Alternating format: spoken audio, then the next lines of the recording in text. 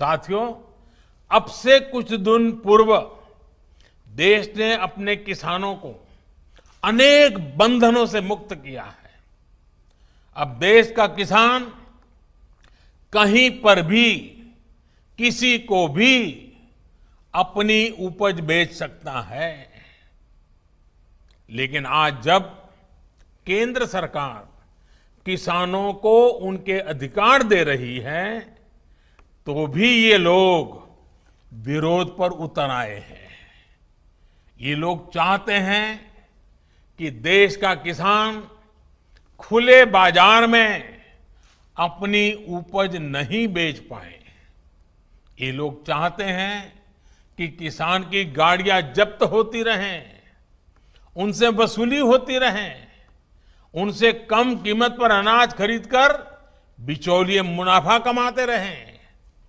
ये किसान की आजादी का विरोध कर रहे हैं। जिन सामानों की, उपकरणों की किसान पूजा करता है, उन्हें आग लगाकर ये लोग अब किसानों को अपमानित कर रहे हैं। साथियों, बरसों तक ये लोग कहते रहे एमएसपी लागू करेंगे, एमएसपी लागू करेंगे, लेकिन किया नहीं। एमएसपी लागू करने का काम स्वामीनाथन कमीशन की इच्छा के अनुसार हमारी ही सरकार ने किया। आज ये लोग एमएसपी पर ही किसानों में भ्रम फैला रहे हैं।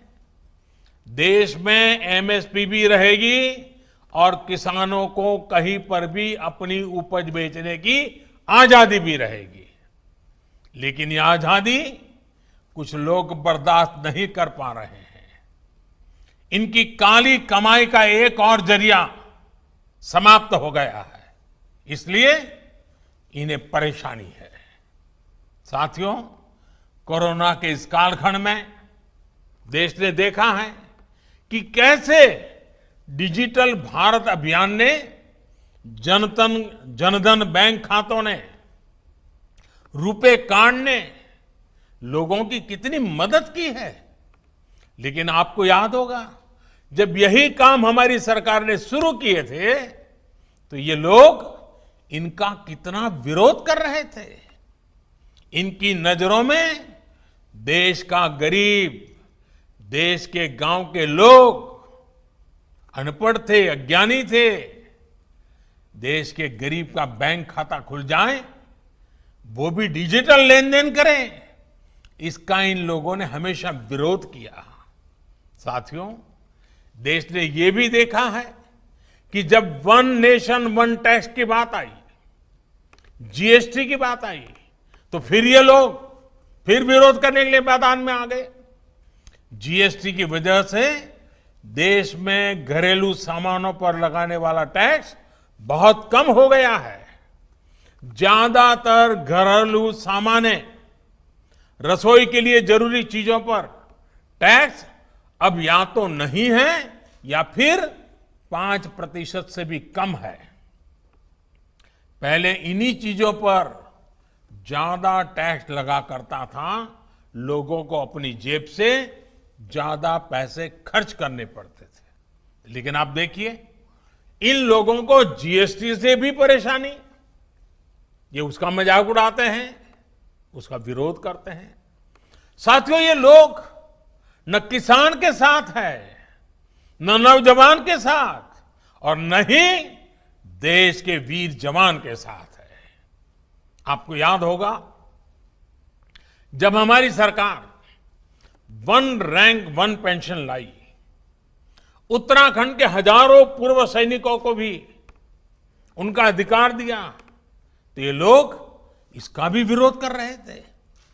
वन रैंक वन पेंशन लागू करने के बाद से सरकार पूर्व सैनिकों को लगभग 11,000 करोड़ रुपए एरियर के तो दे चुकी है।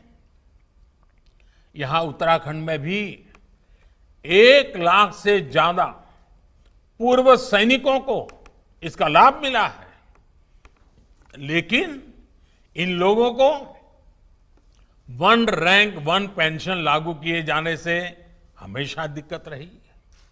इन लोगों ने वन रैंक वन पेंशन का भी विरोध किया।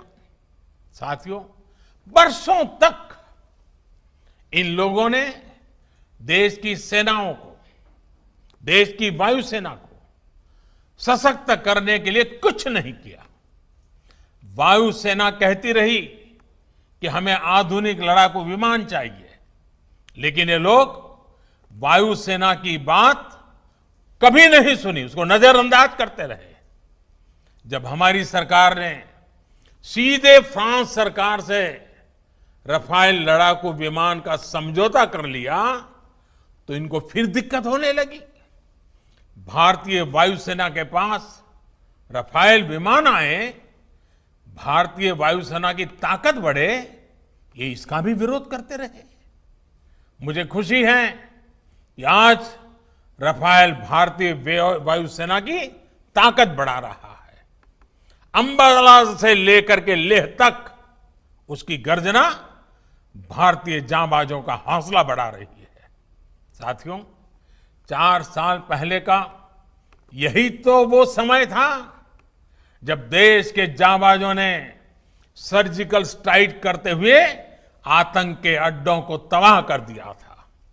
लेकिन ये लोग अपने जांबाजों के साहस की प्रशंसा करने के बजाय उनसे ही सर्जिकल स्ट्राइक के सबूत मांग रहे थे।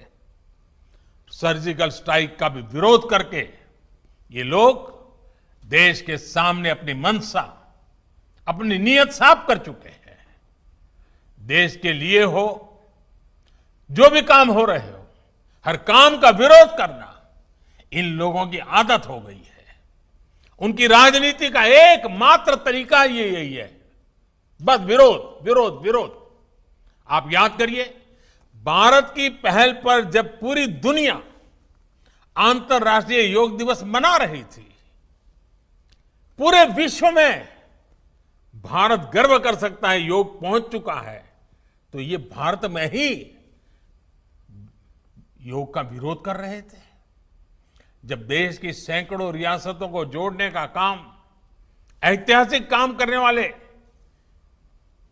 भारत की एकता को मजबूत करने का काम करने वाले सरदार वल्लभ भाई पटेल की दुनिया की सबसे ऊंची प्रतिमा का अनावरण हो रहा था, तब भी ये लोग इसका विरोध कर रहे थे।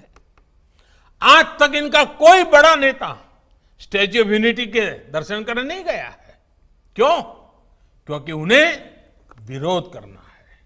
साथियों, जब गरीबों को 10% आरक्षण का फैसला हुआ, तब भी ये इसके विरोध में खड़े थे। जब 26 नवंबर को संविधान दिवस मनाने की बात आई, तब भी ये इसका विरोध कर रहे थे। डॉक्टर बाबा साहब आंबेडकर का विरोध कर रहे थे। साथियों, पिछले महीने ही अयोध्या में भव्य राम मंदिर के निर्माण के लिए भूमि पूजन किया गया है। ये लोग पहले सुप्रीम कोर्ट में राम मंदिर का विरोध कर रहे थे, फिर भूमि पूजन का विरोध करने लग गए। हर बदलती हुई तारीख के साथ विरोध के लिए विरोध करने वाले ये लोग देश के लिए, समाज के लिए अप्रासंगिक होते जा रहे हैं। इसकी छटपटाहट है, बेचैनी है, हताशा है, निराशा है। एक ऐसा दल जिसके एक परिवार की 4 पीढ़ियां जिसने देश पर राज किया, वो आज दूसरों के कंधों पर सवार होकर देश हित से जुड़े हर काम का विरोध करवाकर अपने स्वार्थ को सिद्ध करना चाहता है। साथियों, हमारे देश में अनेकों ऐसे छोटे छोटे दल हैं जिन्हें कभी सत्ता में आने का मौका नहीं मिला। अपनी स्थापना के लेकर अब तक उन्होंने ज्यादातर अपना समय विपक्ष में ही बिताया है। इतने वर्षों तक विपक्ष में बैठने के बावजूद उन्होंने कभी देश का विरोध नहीं किया, देश के खिलाफ काम नहीं किया। लेकिन कुछ लोगों को विपक्ष में बैठे कुछ वर्ष ही हुए हैं, उनका तौर तरीका क्या है, उनका रवैया क्या है, वो आज देश भली भांति समझ रहा है, देश उसको बहुत बारीकी से देख रहा है।